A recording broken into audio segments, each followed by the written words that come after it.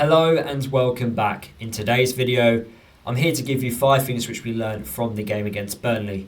We've got 10 massive cup finals coming up, and the first one is Tuesday night against Cardiff. Can we walk away from Wales with the 3 points?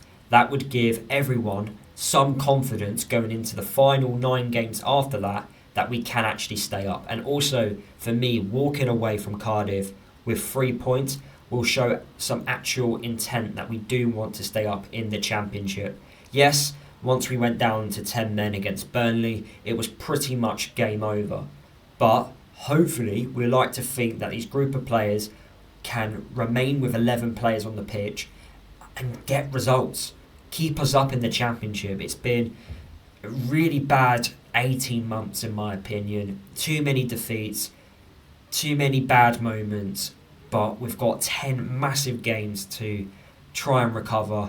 Whatever my thoughts are regarding these group of players, and yes, I've got some bad thoughts about them, I'm just going to put them to one side and just pray and hope that they can keep us up, because it's down to them now. It's not down to anyone else. There's nothing we can do recruitment wise. There's nothing we can do as fans. We can just support them as much as we can. It's down to those players that cross that white line.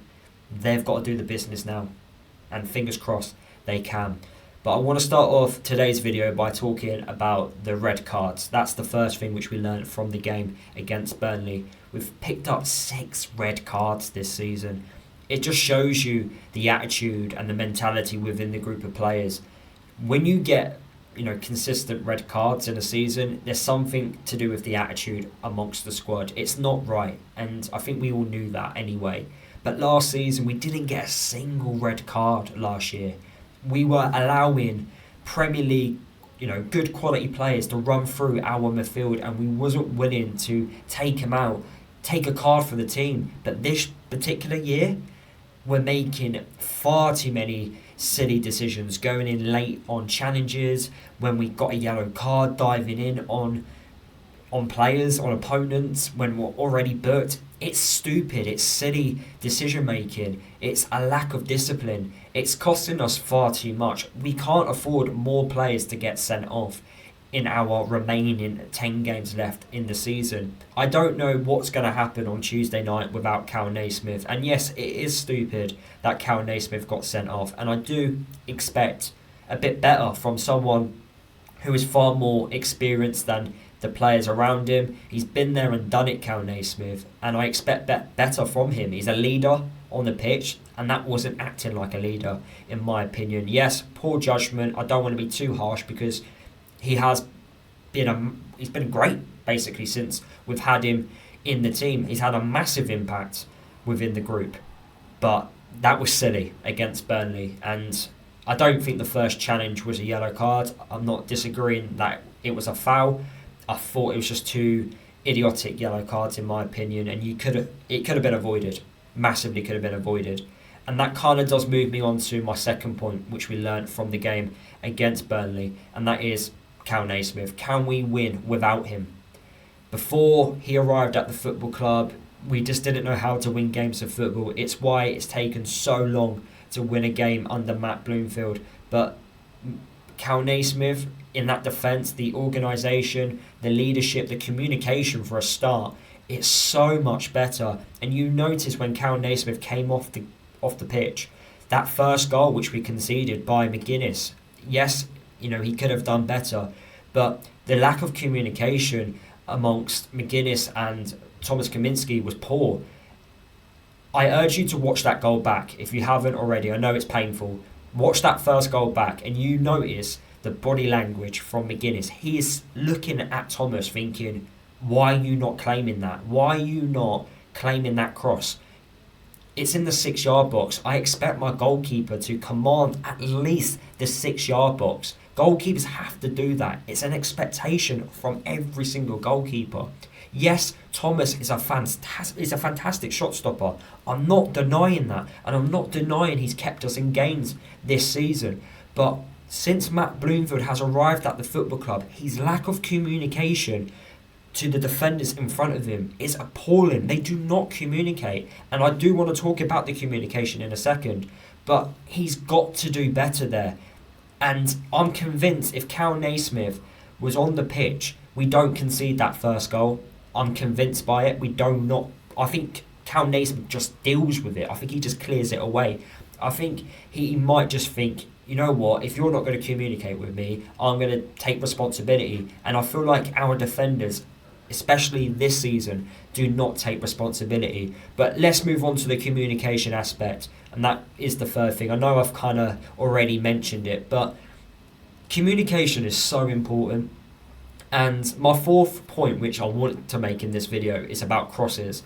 Now, if teams are going to put loads of crosses into the box, our goalkeeper has got to communicate with the defenders, or the defenders have got to communicate with the goalkeeper. Now, throughout my lifetime supporting Luton, now I am a much younger Luton Town supporter, so I haven't seen actually many great goalkeepers. Mark Tyler was my first proper Luton Town goalkeeper. But the thing is with Mark Tyler was he wasn't tall. We all knew that he wasn't a tall goalkeeper.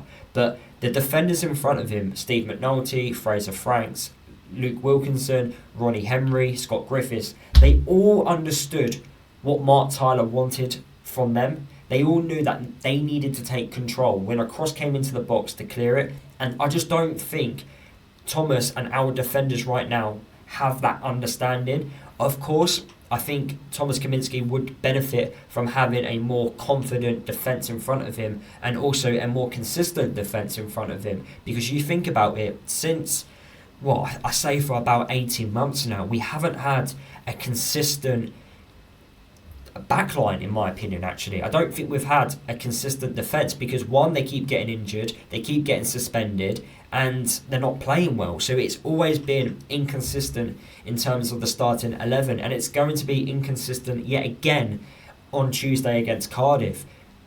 I do think that's played a massive part, but communication, for me, I expect that from a group of professional footballers. It's one of the basics of football. You've got to talk to each other, and we just do not do it. And that first goal can easily be avoided if we just communicate with each other. So, that does move me to my fourth point, and I've already mentioned it, crosses, but I want to go into a little bit more detail.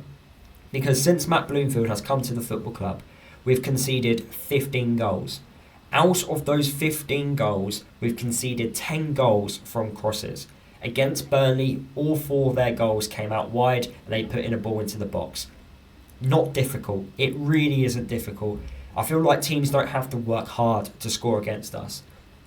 It's poor. Players are not taking responsibility. Players are ball watching. Players are not stopping the cross going into the box. Players are not keeping an eye on the players making those last minute runs into the box either. It's really bad. It's not good enough in my opinion. And that's why I don't like the back three, because I just don't think defenders take responsibility in a back three. Now, I might sound very old by saying this, but I hate zonal marking. I prefer man marking, because at least then players take responsibility. At least every player knows who their man is.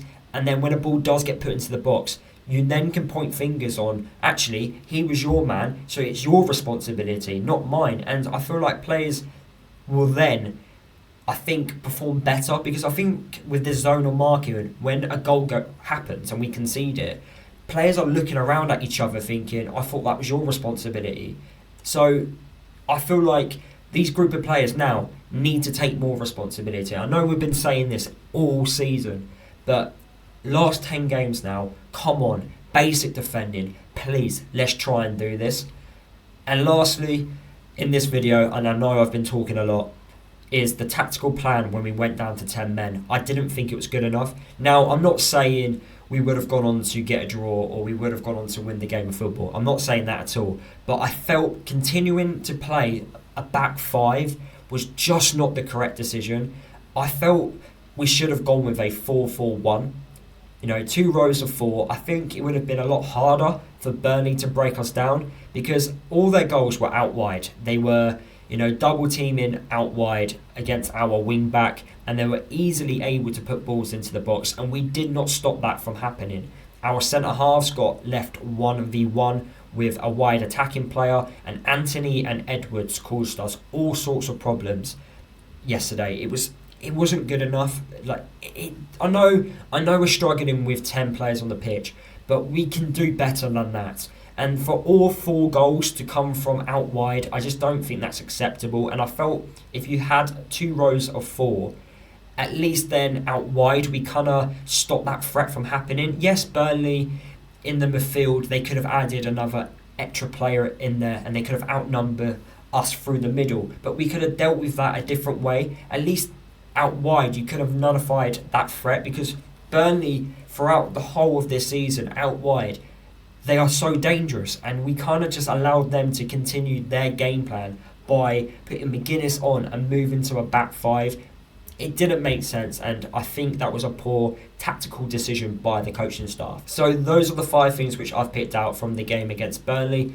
Let me know what you think down below. I just recap the red cards being too much, Cal Naismith and his decision making and what could happen without him, the crosses into the box, how we keep conceding goals from crosses, the lack of communication, and the tactical plan to going down to 10 men. If you did enjoy today's video, please drop a like. I know we're losing games of football, and I know I'm not talking positive, but dropping a like on my videos, it helps me, it promotes my channel to a wider audience. So I do appreciate the liking, the commenting, the subscribing, the sharing, everything that comes with it. So please drop that like button, comment your thoughts and what you learned from the game. Subscribe if you're new to my channel. Please follow me across all my social media. The links are in the description below.